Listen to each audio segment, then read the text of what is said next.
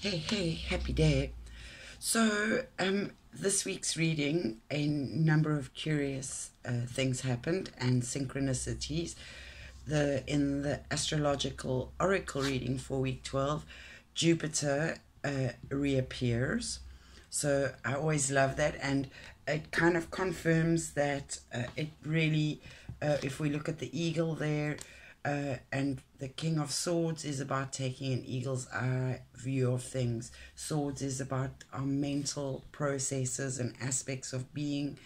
So it's about how we think about things, our thoughts, how we create blueprints, mental blueprints. So there is that bird. So yeah, that's lovely synchronicity that flows all the way through. And two of our astrological cards, if you look at the background, or both of them, show the sky. And Aquarius, the water bearer, is an air element, and it is the ruler of the night and the sky, the heavens. So that's quite, the message is quite clear. It's about how we look at things. What are we seeing? As in, are we seeing fact or fantasy? Reality or fiction? Are things figurative or literal? And it's really about getting our blueprint, our mental blueprint, in order about what it is that we want to manifest and create. And through really being very clear on that, we're able to be centered and focused. And what will happen as a natural byproduct is that our actions will follow what's going on in our head. And other than what we create ourselves, we must remember how influenced we are by everything around us. What we consume, not only how we nourish ourselves physically through what we eat, drink, how we move our bodies, how we rest our bodies, how we care for our bodies, but so too the same applies to the mental state. How are we nourishing that? And also, what food are we feeding it? Gut health will influence depression. Often starts in the gut, because if we don't nourish ourselves adequately, we do create deficiencies and imbalances of all kinds. And this definitely impacts our biology, hormonally, chemically. And we can control the health of our state of mind through taking a lot of self-care and being very focused on what it is that we are treating and healing in every aspect of our lives, because that's kind of what we are doing.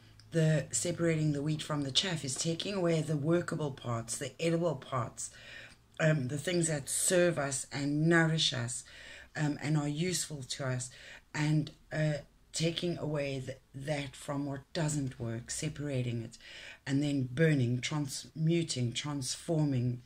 The butterfly in the cocoon is in the King of Swords, represents that transformation, and we can transform our lives with our thoughts. So, for example, for the past few weeks, I've been I've been working slowly and steadily, as the Empress shows us, moving from the future position into the past position this week. So she indicates that there is the wheat. That is the wheat that we have sown, and we harvested, we reaped the fruits of our labor. And now what we've done is we've got a clearing field where we separate the wheat from the chaff. And we are, again, taking the edible parts, the parts that work for us, and transmuting the parts that don't, burning through that burning fire process, which feels like loss, and it does feel like suffering. She talks, I love that there are stars on her crown, which ties in again beautifully with that. It's about being aware of the sky doesn't have to be the limit. We should aim for the stars, really. And so we can get lost in a state of suffering when there's loss. And it's really about understanding that loss is a process to create space for more desirable. And it's really difficult to understand that, because that sense of letting go and of actually losing out is so overwhelming. It can really spin us into a negative spiral and bad habits and bad choices. So the focus is on making better choices for you, and the outdated needs to go. And the only way you can let in the new is to introduce those things into your life slowly, even if it is just fake it until you make it, pretending to be happy when you're not, pretending well, I was going to say pretending to have more when you don't, but actually if you practice an attitude of gratitude, you will realize quite how many blessings you have serving you. And those are the workable parts, the strength of character that you gained, your skill set, your experience, that is so much more meaningful to the way forward than perhaps having reached or succeeded in specific goals and outcomes and objectives, because what we gained in the process is what we will now use to succeed for even greater goals, even greater desires and hopes and wishes, ones that are reaching for the stars.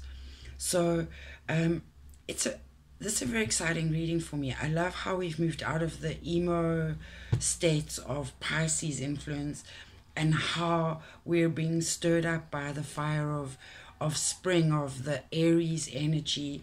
And even if it is just getting our minds in the right space before we need to take action, I don't feel like we will be ready for action before about May. And even then, the progress is quite slow and steady. But if you adopt the right attitude and understand that even the struggles are the gift in adversity, because they are not even challenging, because you love what you do and you are desiring the outcome of this even more and even greater, and the shooting for the stars and the moon, the excitement of that it will overwhelm our negatives and any self-imposed objections and limitations we might want to impose because of past experiences. So really use your mind to master your powers. That is a power, it's a superpower, your mind, and you have the ability. And over and above these readings, it's I'd love to work with people in a body, mind, and spiritual way. So I'd love to be working with people in how to hack your daily lifestyle, how you approach life very physically through nourishment, nourishing your body, nourishing your mind, nourishing your spirit. I've got some lovely packages available. I work with plant medicines. I consider myself to be a medicine woman and a consciousness warrior. So I will help open your eyes to new ways of seeing things, so that you can adjust your approach to your landscape. The changes that you will make do not need to be drastic. It's that mind approach that will be revolutionary, and through that revolutionary view and perspective of seeing things, you'll be able to adjust the dials of your actual living experience. So please get in contact, and I'm looking forward to going on some healing journeys with you this year. Namaste, Indakesh. Thank you for your support.